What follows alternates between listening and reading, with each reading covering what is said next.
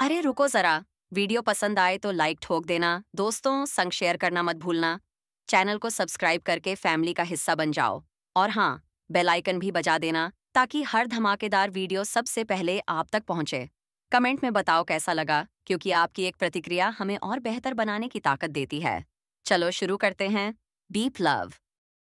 सौम्या ने अपनी होठों को काटा। लावीन यादवेंद्र नहीं था और इस लड़ाई में कोई भी निष्पक्षता नहीं थी। हालांकि जब उसने ध्रुवांत की आंखों में देखा और उसकी गंभीरता को महसूस किया, तो सौम्या ने समझ लिया कि ध्रुवांत का निर्णय बदलना असंभव था और उसे इस मामले को सहन करना होगा। इस मामले के बाद मैं उसे ढूंढने जाऊंगी, सौम्या ने कहा। उसने ध्रुवांत की इज्जत की, लेकिन साथ ही उसने अपनी सीमा भी बनाई थी। लावीन ने बार बार उसकी बातों में दखल दिया था, जो उसकी सीमा को छूने जैसा था। हालांकि उसने समझा कि शायद लावीन का कोई बुरा इरादा नहीं था। ध्रुवांत ने निराशा से मुस्कराया, लेकिन कुछ नहीं कहा। उसने सिर घुमाकर जगदीप की ओर देखा, जो अपने चेहरे पर घबराहट दिखा रहा था। वह जानता था कि पूरा उत्तर स्वर्गीय अकादमी शायद उन पर नजरें गड़ाए हुए था और वह उनके उत्तर का इंतजार कर रहा था। ध्रुवांत ने उस खून के रंग के युद्ध सूचना को अपनी उंगलियों के बीच दबाया। काले आग के लपटें उठने लगीं और युद्ध सूचना पूरी तरह से जलने लगा। उसी समय उसकी हल्की आवाज धीरे धीरे गूंजने लगी, जैसे काले आग के साथ उसका स्वर बढ़ रहा था। जगदीप, खबर फैलाओ। इस युद्ध सूचना के बारे में मैं इसे स्वीकार करूंगा। लावीन के युद्ध सूचना का मामला पूरे उत्तर स्वर्गीय अकादमी में फैल गया। जब सभी लोग ध्रुवांत के जवाब का इंतजार कर रहे थे, तो यह खबर अंततः फ्रेशमैन क्षेत्र से बाहर आई।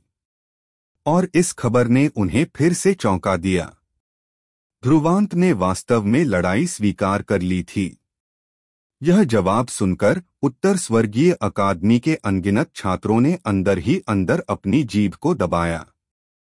ध्रुवांत का साहस देखिए, जो बिना डर के लड़ाई स्वीकार कर रहा है। उन्हें नहीं पता था कि वह साहसी है या फिर मूर्ख। ध्रुवांत के जवाब को लेकर कुछ लोग हंसी उड़ाते हुए मजाक उड़ा रहे थे, वहीं कुछ सिर झुकाकर खेद जताते हुए गहरी सांस ले रहे थे। कुछ लोग थोड़े जिज्ञासु भी थे। जो फ्रेशमैन में नंबर 1 बन सका, वह मूर्ख नहीं हो सकता। चूंकि उसने लड़ाई स्वीकार की है, तो उसे कुछ तरीके तो जरूर होंगे। हालांकि वे नहीं जानते थे कि वह तरीके लावीन से मुकाबला कर पाएंगे या नहीं। लेकिन फिर भी यह मामला बिना शक के उत्तर स्वर्गीय अकादमी का एक सनसनीखेज और बड़ा घटनाक्रम बन चुका था। अनगिनत छात्र जो पहले आध्यात्मिक संकेंद्रण फॉर्मेशन और लाइटनिंग टेरिटोरी में अपने अभ्यास में व्यस्त थे, इस खबर को सुनकर अपनी साधना छोड़कर बाहर आ गए, ताकि इस आधे साल में एकेडमी की सबसे आकर्षक लड़ाई का दृश्य देख सकें। जब सभी ने उम्मीद के साथ सिर उठाया, तो 2 दिन जल्दी से बीत गए। इन 2 दिनों में ध्रुवांत छोटे से भवन में साधना कर रहा था। यहाँ तक कि देवी लुओ संघ के सदस्य भी उसे शायद ही देख पाए थे। स्पष्ट रूप से वह आगामी लड़ाई की तैयारी में व्यस्त था, जो उत्तर स्वर्गीय अकादमी के अनगिनत छात्रों को चौंका चुकी थी। हालांकि जगदीप और बाकी लोग चिंतित थे, उन्होंने ध्रुवांत को परेशान नहीं किया। जब उसने लड़ाई स्वीकार कर ही ली है, तो अब पीछे हटने का कोई रास्ता नहीं था। यह लड़ाई अब अनिवार्य थी। ऐसा होने पर वे केवल ध्रुवांत को अधिक तैयारी करने देने के अलावा कुछ नहीं कर सकते थे। वे सभी वास्तव में नहीं चाहते थे कि ध्रुवांत लावीन को हराए, क्योंकि यह मामला बहुत अव्यावहारिक था। लावीन यादवेंद्र नहीं था, क्योंकि वह उत्तर स्वर्गीय अकादमी में कई वर्षों से अभ्यास कर रहा था। उसने पहले ही स्वर्गीय रूपांतरण रैंक में कदम रख लिया था और स्वर्गीय संलयन रैंक जैसे छात्र वे उसके स्तर तक नहीं पहुंच सकते थे। सच है कि ध्रुवांत के पास कुछ तरीके हैं, लेकिन दोनों के बीच का अंतर इतनी आसानी से नहीं भरा जा सकता था। अब सब कुछ उस लड़ाई पर निर्भर था जिसने पूरे उत्तर स्वर्गीय अकादमी को चौंका दिया था और सभी का ध्यान खींच लिया था। फ्रेशमैन क्षेत्र के केंद्र में स्थित छोटे से भवन में ध्रुवांत चुपचाप भवन की छत पर बैठा था। उसने सिर उठाया और अनंत तारों वाले आकाश को शांति से देखा। वह नजदीकी लड़ाई को लेकर किसी तरह की घबराहट महसूस नहीं कर रहा था। तुम अभी तक नहीं सोई? पीछे से एक नाजुक खुशबू आई और सौम्या की मुलायम आवाज सुनाई दी। ध्रुवांत ने अपना सिर घुमा लिया।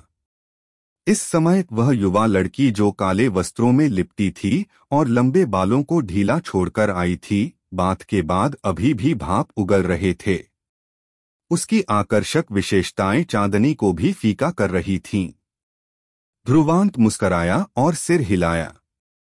सौम्या ने हल्के से अपनी कमर घुमाई और ध्रुवांत के पास आई। थोड़ी देर रुकने के बाद उसने कहा, मुझे लगता है कि मैंने तुम्हारे लिए कुछ परेशानी खड़ी कर दी है। इन 2 दिनों में ध्रुवांत साधना कर रहा था और उसकी बातें काफी कम हो गई थीं। सौम्या यह साफ महसूस कर सकती थी कि लावीन ने ध्रुवांत पर बहुत दबाव डाला था। ध्रुवांत ने माथा सिकोड़ते हुए धीरे से गुस्से की हल्की लहर अपनी आंखों में दिखाई। उसने अपनी कोमल और नाजुक कमर को पकड़ा और उसे अपनी बाहों में खींच लिया। फिर उसने हाथ उठाया और उसके काले वस्त्रों के नीचे लिपटी उसकी सुंदर पीठ पर जोर से थप्पड़ मारा और गर्जना की, अगर तुम फिर से ऐसी बात कहोगी तो तुम्हें और थप्पड़ लगेंगे। सौम्या का खूबसूरत चेहरा तुरंत लाल हो गया और उसने ध्रुवांत को शर्माते हुए गुस्से से देखा। इस दुनिया में कब से हंस को पकड़ना आसान हो गया है? और फिर वह हंस जो मेरी बाहों में है, वह तो हर हंसों की राजकुमारी है। ध्रुवांत मुस्कराया और अपनी मस्तक को उसके मस्तक से लगा लिया। उसकी आवाज गंभीर थी, सौम्या, मैं तुमसे प्यार करता हूं। इसलिए मैं जो भी तुम्हारे कारण पैदा हुई समस्याओं को क्रश कर सकता हूं। मैंने लावीन का युद्ध सूचना स्वीकार किया क्योंकि मैं जानता हूं कि यह सिर्फ पहला मुकाबला है। भविष्य में शायद ऐसे और भी होंगे। लेकिन मैं तुम्हें बताना चाहता हूं कि मैं उन सभी को नष्ट कर दूंगा जो हमें एक साथ होने से रोकेंगे। अगर मैं ऐसी शानदार पत्नी को खो दूं तो फिर कहां से और ढूंढ सकता हूं? और फिर मैं तुम्हें उत्तरी आध्यात्मिक क्षेत्र ले जाना चाहता हूं ताकि मेरे पिता अपनी बहू को देख सकें। मुझे उसे यह दिखाना है कि मेरी दृष्टि बिल्कुल बेहतरीन है। ध्रुवांत की बातें सुनकर सौम्या के मुंह के कोने पर कोमलता दिखी, लेकिन जल्द ही उसका चेहरा शर्म से लाल हो गया। उसने दिल में लाज महसूस करते हुए गुस्से में कहा, तुम्हारा क्या मतलब है? मैं तुम्हारे साथ नहीं जाऊंगी। उस समय यह तुम्हारा चुनाव नहीं रहेगा, ध्रुवांत ने मुस्कराते हुए कहा। उसकी मुस्कान कुछ ऐसी थी जैसे कोई छोटा खरगोश राख रंग के भालू के मुंह में गिर पड़ा हो। उसने उसे एक नजर देखा। उसका लड़की जैसा व्यवहार असाधारण रूप से मीठा और आकर्षक था। यह उसकी आम चुप और दूरस्थ स्थिति से अलग था और ध्रुवांत को उसकी खूबसूरती में खो जाने का एहसास हुआ। कुछ समय बाद वह काले आंखें सौम्या को एक असहज गर्मी महसूस करा रही थीं। सौम्या ने हल्के से अपनी कमर को घुमाया, लेकिन उसकी पतली कमर को ध्रुवांत ने और कसकर पकड़ लिया। फिर उसने देखा कि ध्रुवांत ने थोड़ा सिर झुका लिया और उसकी गर्म सांसें उसके प्यारे गालों पर महसूस होने लगीं। जैसे ही वह समझ गई कि ध्रुवांत क्या करने जा रहा है, उसकी नाजुक गालों पर लाली आ गई। उसने अपने लाल होठों को दबाया और हल्के से अपनी आंखें बंद कर दीं। जो हो होने दो। उसे थोड़ा प्रोत्साहन दे दो क्योंकि उसे कल लड़ाई करनी है। तभी उसने सोचा और दिल तेजी से धड़कने लगा। ध्रुवांत के होंठ उसकी ठंडी और प्यारी होठों की तरफ बढ़े और उसने उन कोमल चेरी होठों को ढक लिया। सौम्या का शरीर उस क्षण स्टिफ हो गया और कुछ समय बाद फिर वह ढीला पड़ा। उसकी पतली जड़ी हुई बाह अनजाने में ध्रुवांत के गले में लिपट गई। उसने हल्के से सिर उठाया और अपनी हंस की तरह सफेद गर्दन को प्रदर्शित किया। वे चांदनी में चमक रहे थे और बहुत देर बाद उनके होठों ने आखिरकार अलग हो गए। ध्रुवांत ने उसकी भ्रमित आंखों को देखा और उस आकर्षक लड़की को अपने होठों को थपथपाते हुए देखा। तुम बदमाश हो। सौम्या होश में आई। पहले की गई अपनी बहादुरी को याद करते हुए उसका चेहरा तुरंत तपने लगा। उसने शर्म और गुस्से में ध्रुवांत को अपनी मुट्ठी मारी और अपनी आध्यात्मिक शक्ति को सर्कुलेट कर उसने ध्रुवांत की बाहों से खुद को छुड़ाया और जल्दी से अपने कमरे में लौट गई। ध्रुवांत ने उस लड़की की आकृति को देखा और हल्के से मुस्कराया। थोड़ी देर बाद उसने गहरी सांस ली। उसकी काली आंखों में एक जलती हुई लहर उठने लगी। लावीन, अब लड़ाई करते हैं। जैसे ही अगले दिन सुबह की पहली किरण रात के आकाश को फाड़ते हुए उत्तर स्वर्गीय अकादमी की विशाल भूमि पर पड़ी, अकादमी में चमत्कारी क्षणों की शुरुआत हुई। वूश वूश, अनगिनत ध्वनि विस्फोट आकाश में हर दिशा से गूंजे। वे सभी एक दिशा की ओर बढ़ रहे थे, उत्तर स्वर्गीय अकादमी के उत्तर पश्चिम दिशा में स्थित युद्ध मंच की ओर। यह उत्तर स्वर्गीय अकादमी का वह क्षेत्र है जो स्पेरिंग के लिए उपयोग किया जाता है। सामान्यतः यहाँ कई छात्र स्पेरिंग करते हैं, अपनी ताकत बढ़ाने के लिए वास्तविक युद्ध करते हैं। और वह लड़ाई जो पूरे उत्तर स्वर्गीय अकादमी में हलचल मचा चुकी थी, यहीं होने वाली थी। आज युद्ध मंच सामान्य से कहीं अधिक जीवंत दिखाई दे रहा था। युद्ध मंच के सबसे बड़े मंच पर विशाल भीड़ पहले से ही एकत्र हो चुकी थी। एक नजर डालते ही सिरों की काली भीड़ दिखाई देती थी और उसका अंत दिखाई नहीं दे रहा था। अनगिनत लोगों के समुद्र में यह एक विशाल मंच था जिसका आकार लगभग कई हजार फीट था। यह एक शानदार और भयंकर लड़ाई के लिए पर्याप्त था। यह लड़ाई शायद इस साल उत्तर स्वर्गीय अकादमी की सबसे आकर्षक लड़ाई हो सकती है। किसी ने चारों ओर देखे हुए लोगों को देखा और टिप्पणी की, वो देखो, क्या तुमने सुशीला, स्वर्गीय रैंकिंग के रैंक 3 और रैंक 4 के हर्षवर्धन और रैंक 5 के सत्यवीर को नहीं देखा? शायद केवल लावीन ही उन्हें अपने सामने लाकर दिखा सकता है। हे, तुम्हें क्या लगता है कि हमारे उत्तर स्वर्गीय अकादमी में सबसे खतरनाक व्यक्ति कौन है? एक अजीब हंसी सुनाई दी। तुम शिवेंद्र के बारे में बात कर रहे हो? ऐसे लोग बहुत ही आकाशीय होते हैं। मुझे यकीन है कि उसकी स्थिति अडिग है, यहाँ तक कि लावीन भी इसे हिला नहीं सकता। मुझे नहीं पता कि मुझे इतनी ऊंचाई तक पहुंचने में कितना समय लगेगा, कुछ लोग आह भरते हुए कहने लगे। उत्तर स्वर्गीय अकादमी में प्रवेश करने वाले लोग सभी अच्छे प्रतिभाशाली होते थे। हालांकि वे भी उस नाम के प्रति निराशा और प्रशंसा की भावना महसूस करते थे। पीछे से कई फुसफुसाहटें आ रही थीं। सुमति, जो सुशीला के पास बैठी थी, सामने बैठी थी। सुंदर बहनें बेहद आकर्षक लग रही थीं। एक कोमल और आकर्षक थी, जबकि दूसरी मीठे स्वभाव वाली थी, जो देखने वालों के लिए एक बड़ा आनंद था। उनसे ज्यादा दूर नहीं, एक हरे बालों वाला युवक था, जिसका रूप शैतान जैसा था। उसके चेहरे पर जो मुस्कान थी, वह थोड़ी शैतानी लग रही थी, लेकिन वही मुस्कान कई लड़कियों की नजरों को अपनी ओर आकर्षित कर रही थी। यह व्यक्ति हर्षवर्धन था, जो स्वर्गीय रैंकिंग में रैंक 4 पर था। उत्तर स्वर्गीय अकादमी में इस व्यक्ति की प्रसिद्धि लावीन से भी कम नहीं थी। उनसे ज्यादा दूर नहीं, उनके दाहिनी दिशा में सत्यवीर था। इस समय सत्यवीर अपनी आंखें बंद किए हुए आराम कर रहा था। किरमवती उसके पास बैठी थी और उसकी चेहरा खुशी से चमक रहा था। वह पहले से ही ध्रुवांत के दुख को देखने के लिए बेताब थी। वास्तव में, जैसे पीछे से कहा गया था, इस लड़ाई ने सच में एक बड़ा जमावड़ा आकर्षित किया था और यह निश्चित रूप से अत्यधिक भव्य था। शुरू जब मंच के चारों ओर हलचल हो रही थी, एक किरण दूर से आकर इस दिशा में पहुंची।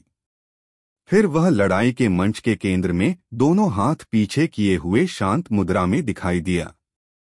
लावीन आ गया है। वह आकृति मंच पर प्रकट होते ही मंच के आसपास हलचल मच गई और तुरंत बाद उनकी आंखों में चमक आ गई। एक मुख्य पात्र आखिरकार प्रकट हुआ। सुशीला, हर्षवर्धन और सत्यवीर सभी की नजरें लावीन पर थीं। यहां वही एकमात्र चीज थी जो उनकी रुचि को आकर्षित कर सकती थी, वह थी लावीन।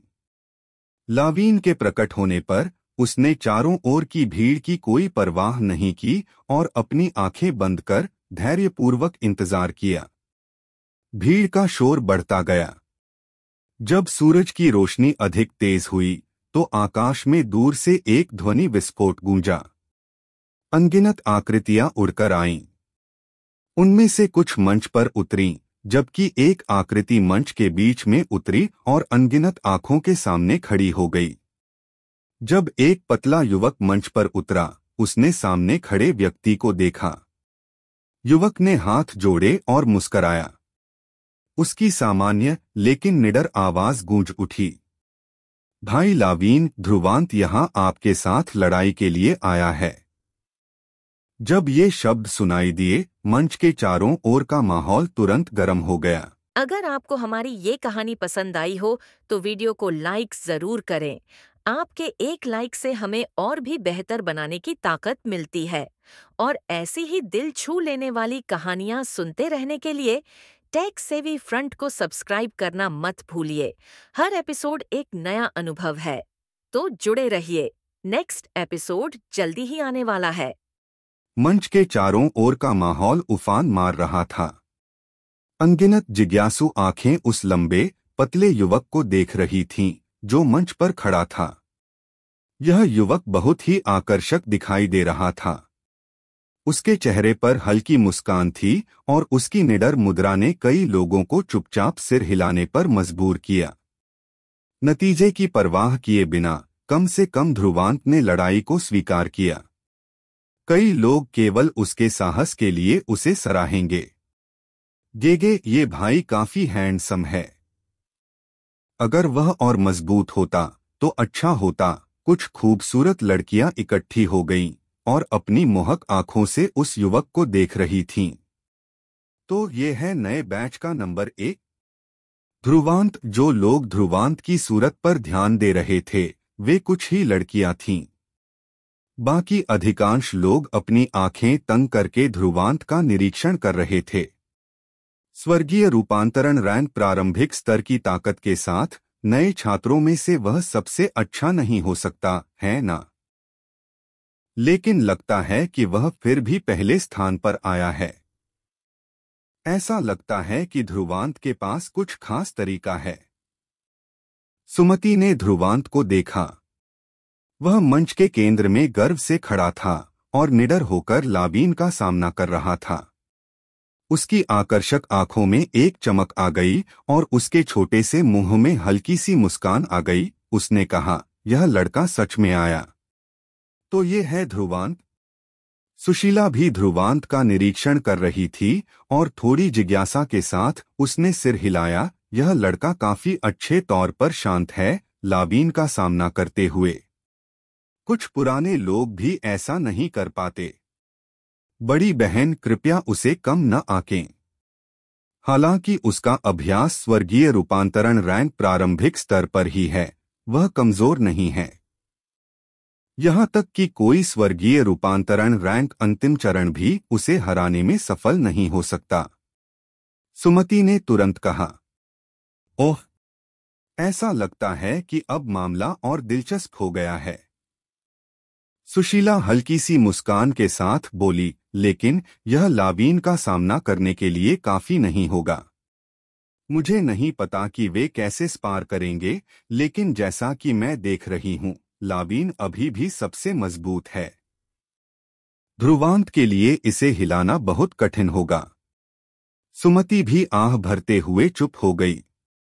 उसे सुशीला के शब्दों में सच्चाई का पता था, लेकिन अब जब बात यहां तक पहुंच चुकी थी तो सब कुछ ध्रुवांत पर निर्भर था। उसे अधिक समय तक टिके रहने दो। अगर वह हार भी जाता है तो कोई भी उसका मजाक नहीं उड़ाएगा।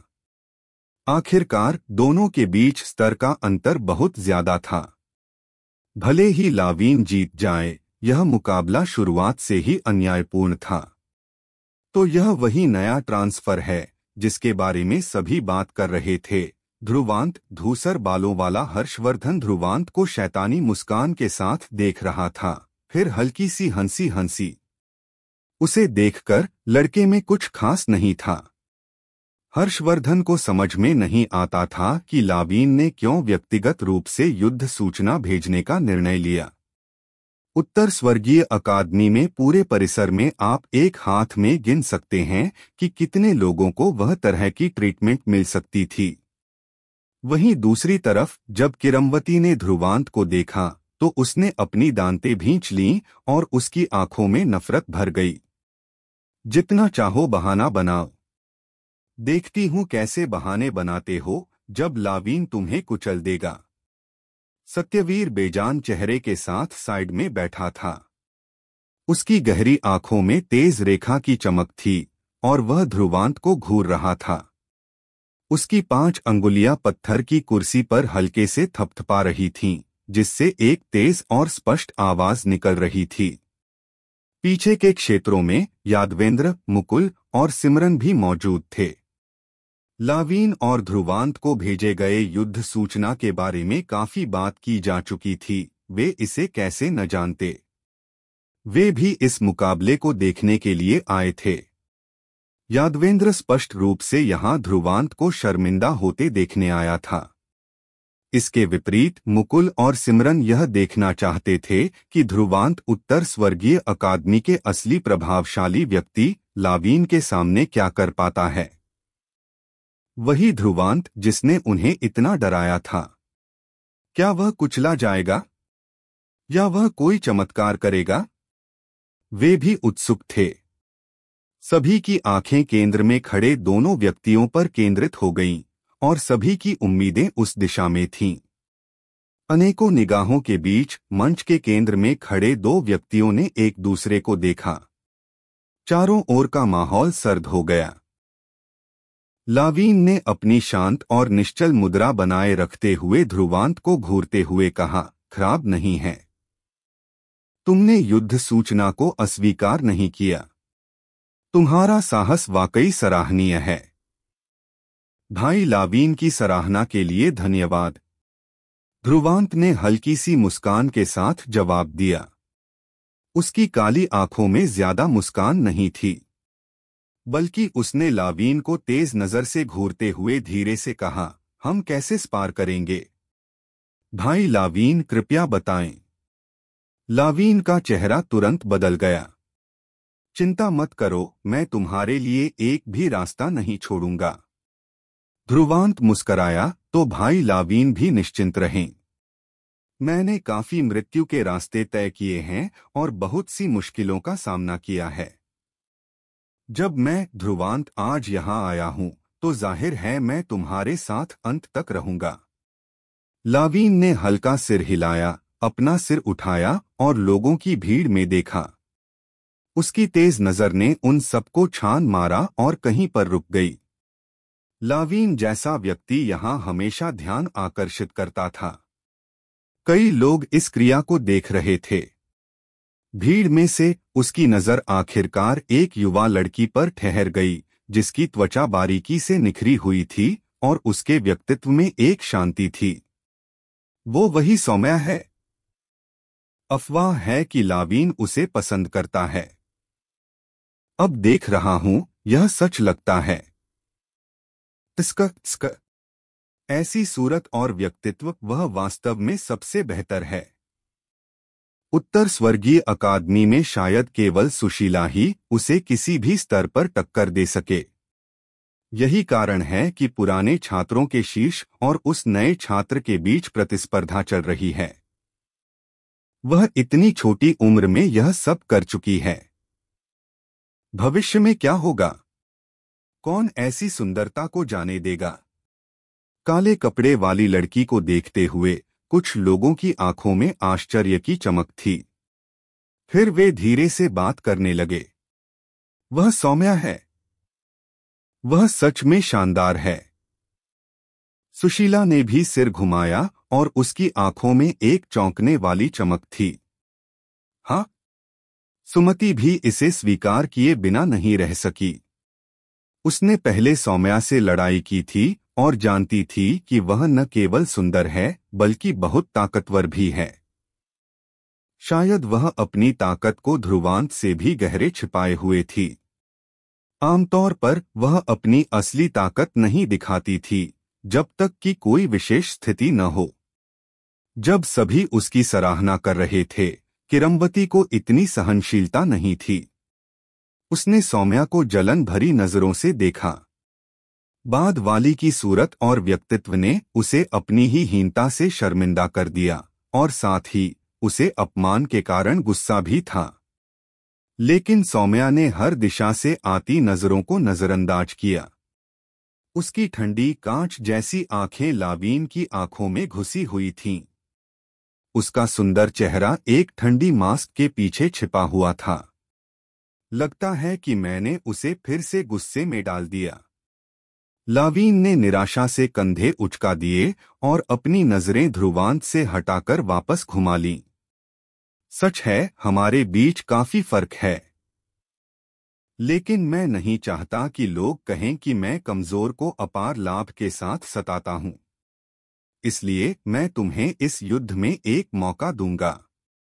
3 हमले। लावीन ने 3 उंगलियां उठाईं। उसने ध्रुवांत को घूरते हुए धीरे से कहा, मेरे 3 हमले खाओ और यह तुम्हारी जीत होगी। हालांकि मैं अपनी पूरी ताकत लगा दूंगा। क्या तुम उन्हें सहन कर सकते हो, यह तुम पर निर्भर करेगा। तो क्या तुम हिम्मत करोगे? सभी ने मंच पर अपनी आंखें तंग कर लीं। यह 3 हमलों का पैक्ट दिखने में साधारण सा लगता था, लेकिन वास्तव में इसमें अत्यधिक खतरा था। अगर यह एक सामान्य लड़ाई होती तो लावीन शायद इसे ज्यादा गंभीरता से नहीं लेता। लेकिन एक बार पैक्ट बनने के बाद वह इसे सचमुच गंभीरता से ले सकता था। ध्रुवांत के लिए यह एक मौका था, लेकिन यह भी एक ऐसा मौका था जो पूरी तरह से खतरे से भरा था।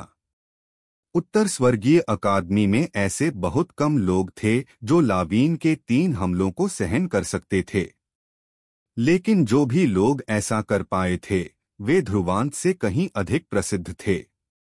अनगिनत आंखें ध्रुवांत पर केंद्रित हो गईं, उसकी प्रतिक्रिया का इंतजार कर रही थीं। सभी की कड़ी निगाहों के बीच ध्रुवांत ने हल्का सा श्वास लिया और फिर लावीन की ओर सिर झुका दिया। मैंने पहले कहा था, चाहे आप हमारी लड़ाई किसी भी तरह से करना चाहें, मैं इसे स्वीकार करूंगा। अच्छा। लावीन ने चुपचाप सिर हिलाया और ध्रुवांत को देखा। फिर उसने हल्के स्वर में कहा ताकि केवल वह इसे सुन सके, अगर तुम मेरे हमले सहन कर सकते हो तो मैं तुम्हें लांबर दल के बारे में कुछ बताऊंगा। मुझे लगता है कि तुम्हें यह जानने में दिलचस्पी होगी। ध्रुवांत की आंखें चौड़ी हो गईं और उसके 10 अंगूठे धीरे धीरे मुट्ठी में कस गए। लावीन के शब्दों ने निस्संदेह उसके दिल में एक गहरी लहर उठाई थी। पहले के लावीन के शब्दों से ध्रुवांत ने कुछ बातें समझ लीं। उत्तर स्वर्गीय अकादमी में आने के लिए सौम्या ने उस तथाकथित लांबर दल से एक वादा किया था। ऐसा वादा जो शायद उसके लिए अच्छा नहीं था।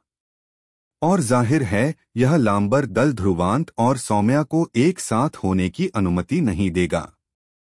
इसलिए ध्रुवांत को इस लांबर दल के बारे में जानकारी इकट्ठा करनी होगी ताकि भविष्य में आने वाली मुसीबतों के लिए वह तैयार हो सके। तो मुझे भाई लावीन से मार्गदर्शन प्राप्त करना होगा। ध्रुवांत के दोनों हाथ एक साथ हो गए और उसके शरीर में मौजूद आध्यात्मिक शक्ति बिना किसी संकोच के घूमने लगी। एक गहरी काली आध्यात्मिक शक्ति जो काले अग्नि से जल रही थी उसके शरीर से बाहर बहने लगी। इसके कारण चारों ओर का वातावरण जैसे मुड़ गया था। 3 हमलों का पैक्ट। कोई चेतावनी नहीं दी जाएगी। जैसे ही लावीन ने हमला किया, यह गरज और बारिश की तरह होगा। ध्रुवांत को अपनी पूरी ताकत का इस्तेमाल करना पड़ेगा। क्या आप भी हर महीने ऑनलाइन पैसे कमाना चाहते हैं लेकिन सही रास्ता नहीं मिल रहा? तो अब ढूंढना बंद कीजिए। टेक सैवी फ्रंट पर पाएं हर तरीका, ब्लॉगिंग, एफिलिएट, यूट्यूब और भी बहुत कुछ, वो भी आसान हिंदी में और बिल्कुल फ्री। आज ही विजिट करें हमारी वेबसाइट techsavvyfront.blogspot.com, क्योंकि मौका हर दिन नहीं मिलता। अगर आपको ये कहानी पसंद आ रही है तो हमारे चैनल टेक सैवी फ्रंट को सब्सक्राइब जरूर करें, लाइक करें, शेयर करें और कमेंट में बताएं कि आपको कहानी कैसी लगी। आपके सपोर्ट से हमें और बेहतर कंटेंट बनाने की प्रेरणा मिलती है।